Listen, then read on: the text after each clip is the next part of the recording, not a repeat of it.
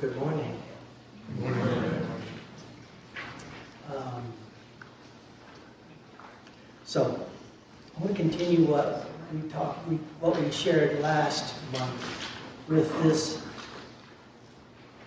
reflection and contemplation on change and loss. Again, this subject matter can be a little challenging. Sometimes it makes our mind get worked up and upset. That's okay. If things get a little tight for you, feel free to check out for a moment. Go to your safe place, take a breath or two. If you need to get up and walk out to get the space you need to do that, please do what you need to do. Okay? The good news is this week we're going to talk about liberation from the tyranny of change, loss, and gain. So let's start. Since we've touched this before, let's go ahead and read this together. See how it feels.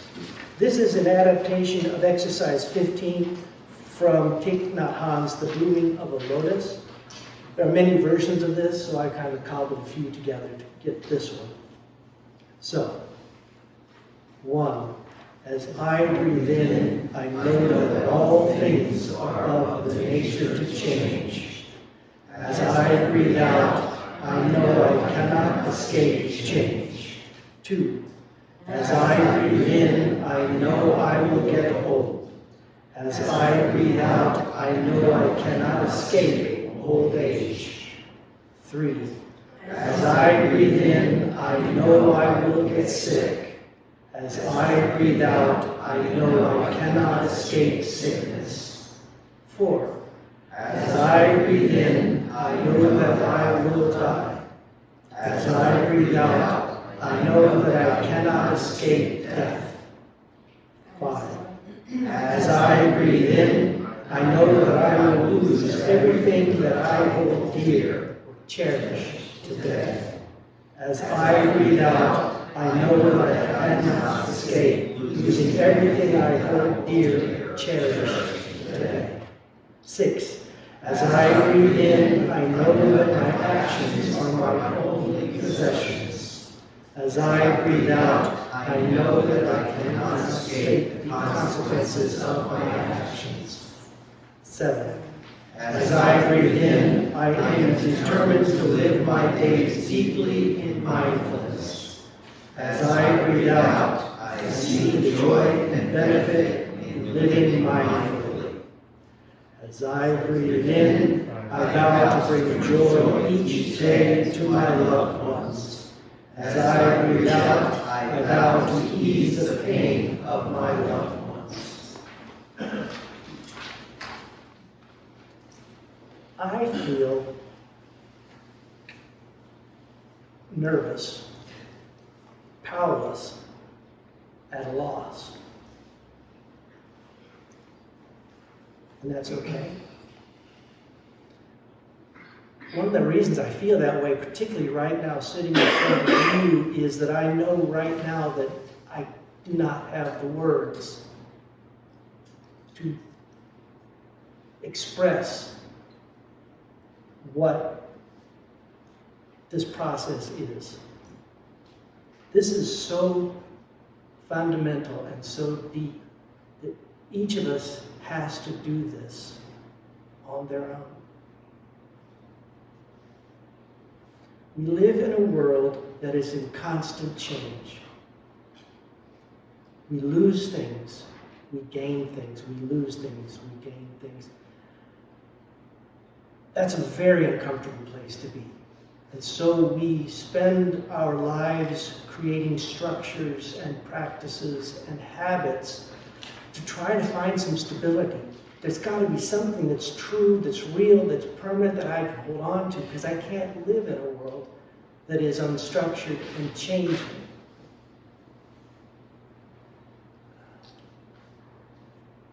I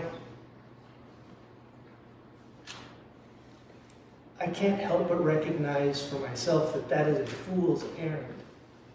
I've spent my life trying to create and build and hold on to something that cannot exist. It's that castle on the sand.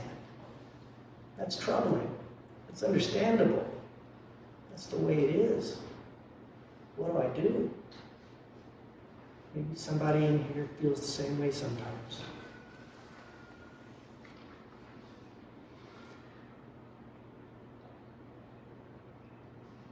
My actions are my only possessions.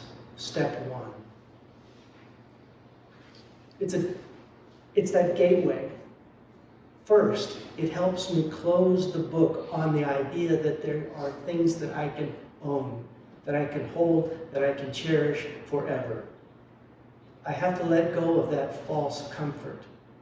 I have to look clearly at what goes on day to day around me, what my life is like, how my mind works, and say, gotta stop. Until I accept the situation, I cannot go through the gate. This phrase has helped me over time to make that transition. My actions are my only possessions. And that is true. What lasts? What have I created? My actions have changed the world. I can't avoid that fact. Whatever I do, whatever I don't do, when I do nothing, the world is changed. And that change is permanent, and it affects people around me, people a little farther away. Sometimes the change is minuscule. Sometimes the change is much greater than I realize. By the same token, I can't escape the consequences of my actions. For better or for worse, what I do is permanent and it has an effect. I have to own that. That's the first step for me, is to recognize what I think creates my actions. It's important that my mind is right so that my actions are right. It also takes the focus away from myself and toward the world. Because I am affecting the world, I have to recognize that I am affecting the world. Change my behavior so I'm affecting the world in a way that is beneficial rather than harmful. This is the first step to fulfilling the Bodhisattva vow, which is to work toward the salvation of all beings, at the sacrifice, perhaps, of my own. To accept that vow is a great step forward. I think this is what is in this meditation ultimately for me.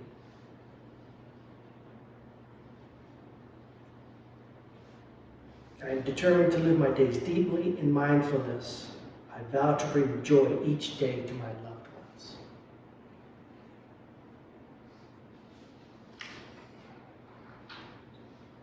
I struggle a little bit with empathy and compassion. When I go to a place that has a lot of people in it, King of Prussia Mall, or an event like a music show or something like that, sometimes with all these people moving and doing their things and da-da-da-da-da, it strikes me that I have stopped for a moment and I realize, wow, all these people have an inner life that's exactly as rich as mine is. And that's always a shock to me. No matter how many times I have that revelation in a crowd, it seems new, because I go through my entire life generally thinking of others as NPCs. If you don't play video games, NPC. If you don't play video games, an NPC is a non-player character. It's those people that the IA creates so you can interact with them. And if you're in a shooter, it's all those people you get to mow down with your machine gun. Jeez. Yeah! I look deeply at myself and I go, wow, Most of the time, I treat everyone around me as a non-player character. I am the protagonist in my story. You guys, sorry, are just supporting players. And I feel really, really empty and bad for a minute when I feel that. There's that flip. Wow. That's what I've got to focus on. That's what this is about for me.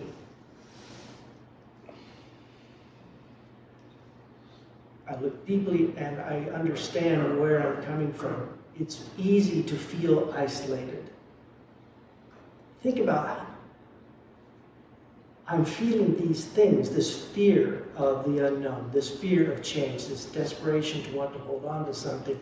It's very deep, it's very real. But it's very hard to grasp that other people feel the same thing just as deeply as I do. My pain is more acute. My losses have been harsher. My traumas are my traumas. They're special. It's easy to focus this way and go, your problems, what's wrong with you? You got it great. So that has been my problem that this has been helping me work through. Isolated, alone. I can't even talk about my feelings in a way that you can really understand. Think about it. If you wake up from a dream and it's really affected you, and you turn to your spouse and you go, ah, rah, rah, rah, rah, rah, rah, and you can just see the life fading out of their eyes. And you start, and as you talk, you realize, oh, this is the stupidest thing I've ever. And you're just bereft. That's what it's like to try to connect with someone else about your life, your pain, your hopes, your joys. That feeling of isolation can be very acute sometimes. And then when things get bad, the tendency is to retreat even further. Isolate yourself actively. Nobody will understand. I can't tell anybody. It's a huge obstacle. It has begun to flip for me. This is just for me. This is just the way I'm doing it.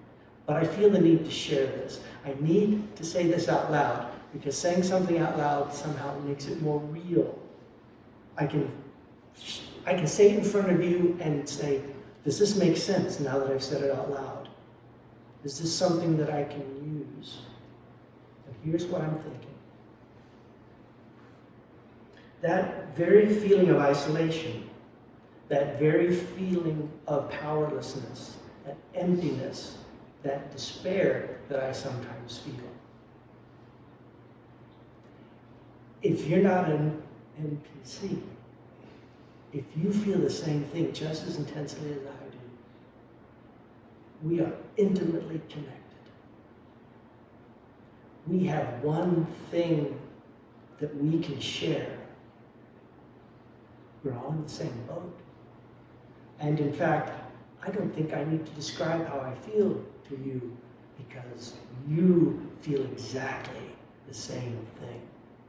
Just acknowledging that I feel this way, perhaps you know exactly how I feel. We are not one in the sense that we are a single being, but we share one mind. We share one mind when it's aroused in this way, in this awash in change, awash in fear, awash in isolation. That's the same mind. The particulars that got us there are different. But that state, that suffering that the Buddha describes, is a universal suffering that should bind us together, yet we let it isolate us and separate us and put us into conflict with each other. My pain is special. Your pain is unimportant. Grabbing what I can to feel better is important. You getting what you need to feel better. You get yours if you can. I need to get mine. So I'm looking for a way to see myself in everyone in that sense. And if I can see myself in that way in everyone else and draw myself together, become common purpose in relieving that pain and that feeling, then it's a very small step to see the Buddha in the other person. Because in that way we are truly united. When our mind is calm and clear and we are living in a moment of our true nature, we are all sharing one mind.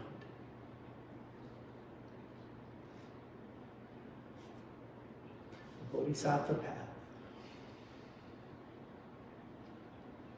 is to cultivate our own minds, work together to cultivate our minds together in common cause, so that we can save all beings together.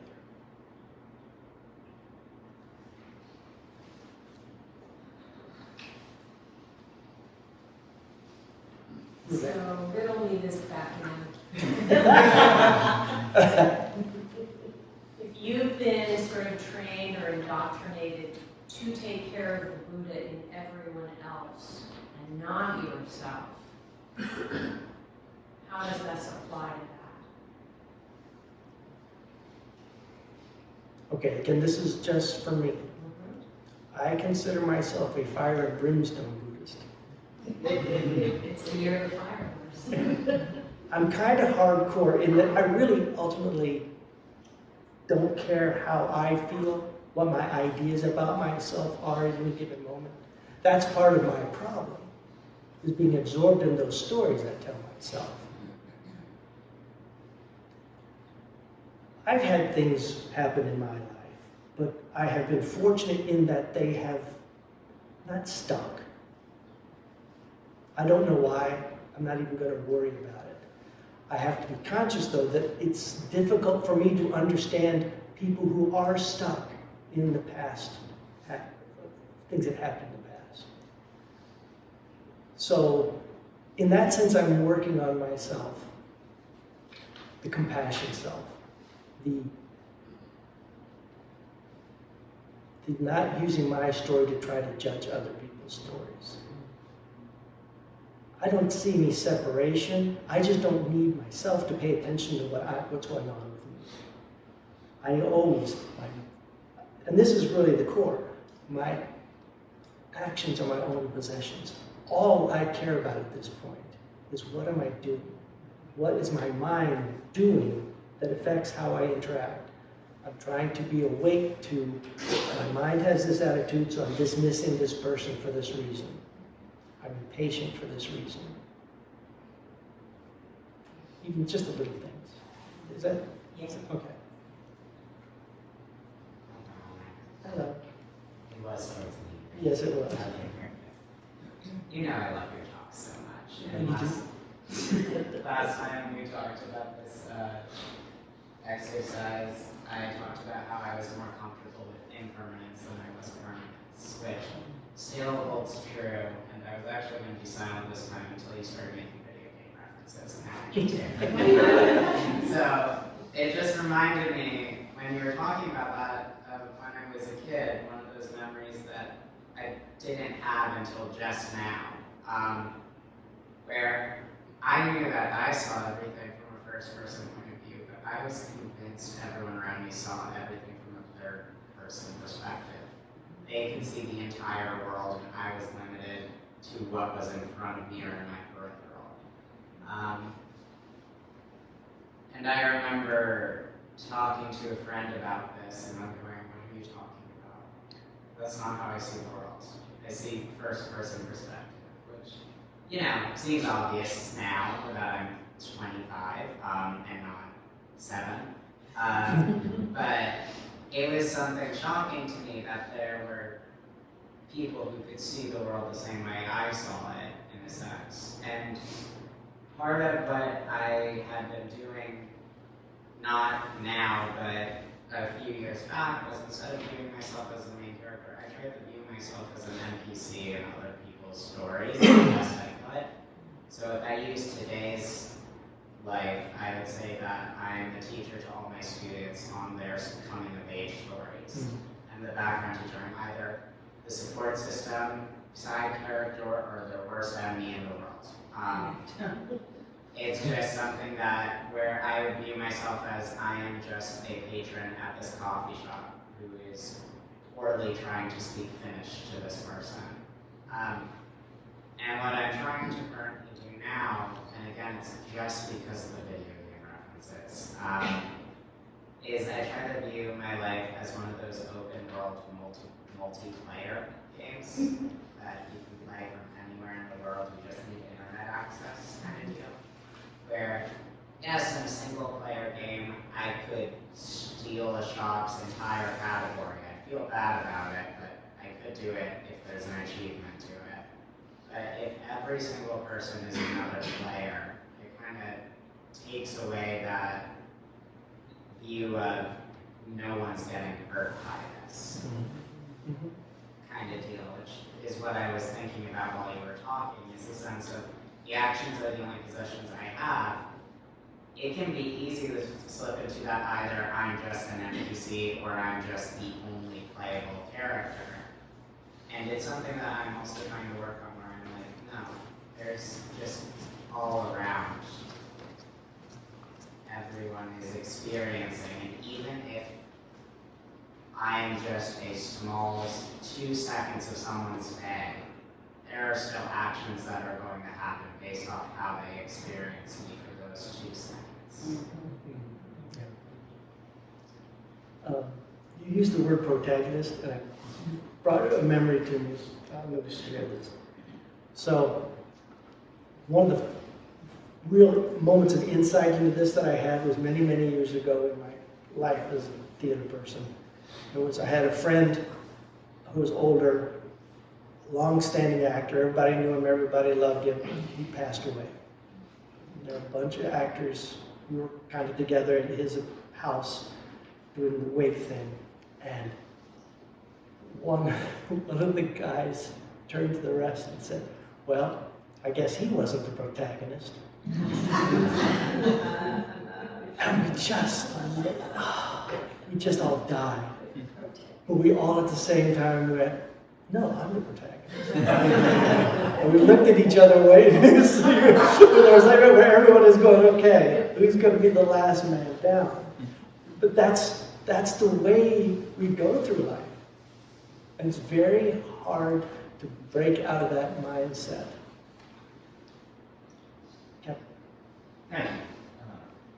Very old story, awesome. Old story. One of the things, kind of a different perspective that you spoke of in the beginning, when you talked about that in terms of, and I'm realizing it's really impactful in society today about accepting the nature of change and how I think society is going to, we're going to shield everybody from any type of pain or inconvenience or uncomfortability. And not allow, I see this a lot as a teacher, how, instead of teaching kids how to be resilient and accept pain or difficult times, it's, we're going to do everything we can to make you okay. And it's not teaching them that resiliency and acceptance of change. And I see that as being like, it's more and more making evident that society is always saying, no, change is bad. Don't accept change. It's bad. And if you can't handle it, then we'll, do all these 5 billion things to make you feel okay for that moment. But then it's going to happen again. You know what I mean? So I appreciate that. That kind of stuck out with me about accepting the nature of change and how, obviously in my life, but just how I'm just really seeing society's kind of direction it's going as, again, not accepting change. But thank you. Thank you. That is tough because loss is just an emotionally charged word for change. They are one and the same. You can't have change without losing something, but also comes gain. It's not a matter of denying loss. We're trying to excise the word loss in that sense, because we're not willing to hold two opposing ideas in our mind at the same time. It is loss, but it's just change. You don't want to deny the loss. Those emotions are what bind us as human beings. It's experience, it's here and now reality. It's just not the only thing. And if you only think change without loss, you're an automaton. And that's really what awakening is that ability to comfortably hold two opposing ideas in your head at the same time as being absolutely true and consistent. That's how you are not being uncomfortable in uncomfortable situations. You're not denying, you're not wallowing, you just say, this sucks, but this is beautiful. I recently heard Bill Burr, stupid comedian, I love him, he's an idiot, but he said, my life turned around when I learned to say yes, thank you to everything.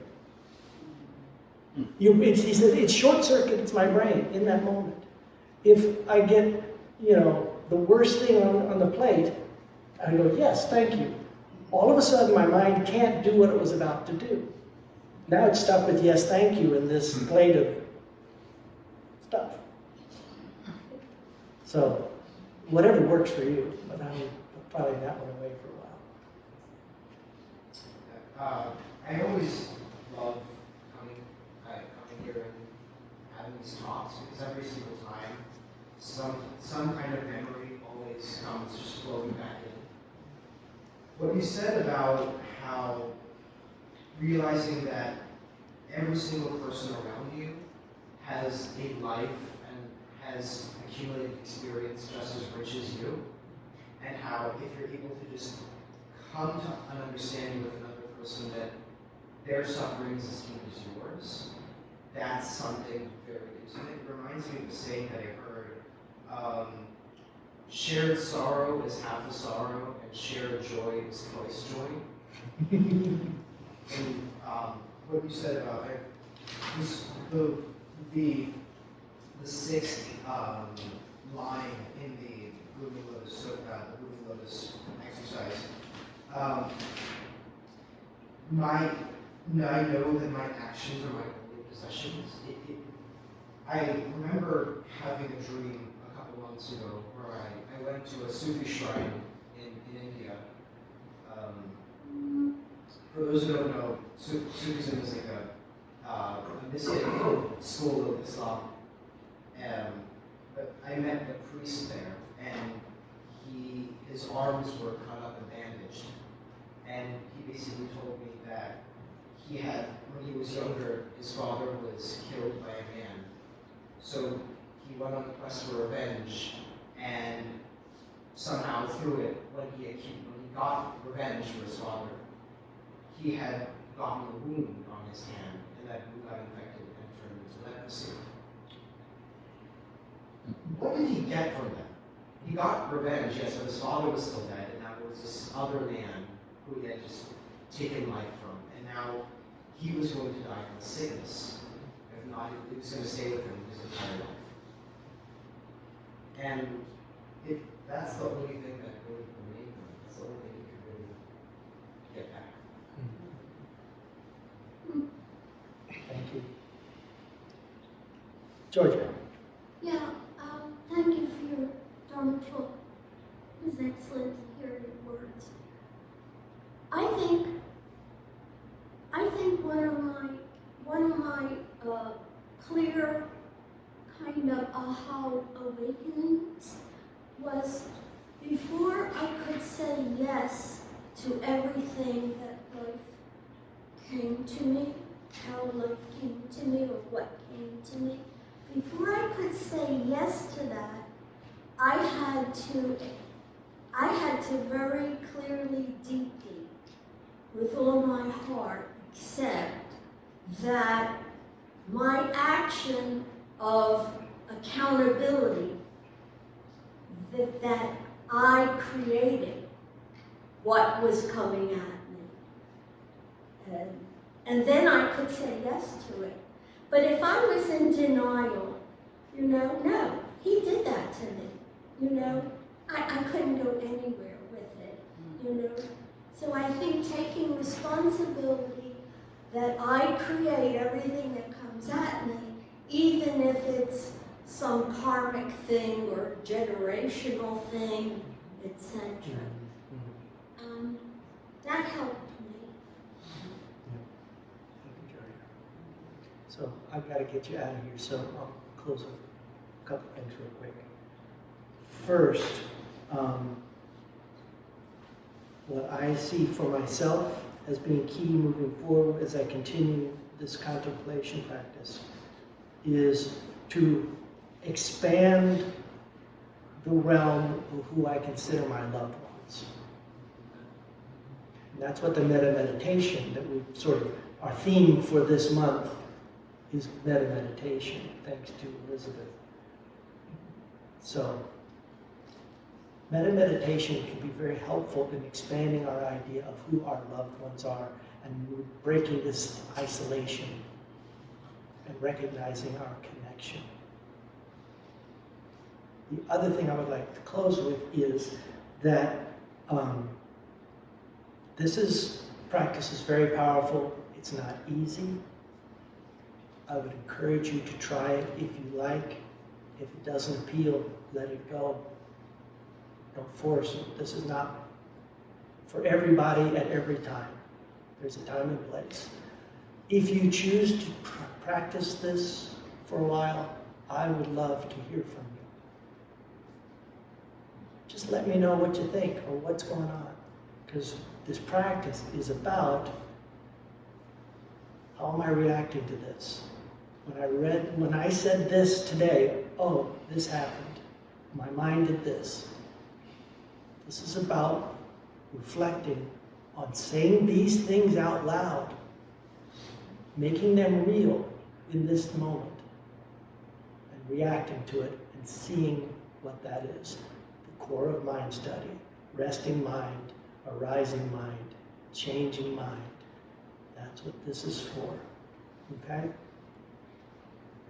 Finally, I really appreciate you guys' kindness and patience in listening to me just talk about this junk that comes out of my mind and my head. It's very helpful to me to be able to express these things because, as you probably know, a lot of what I say just comes out of me before I realize what I've said. To hear it with you and to be accepted so graciously is a great blessing to me, so thank you.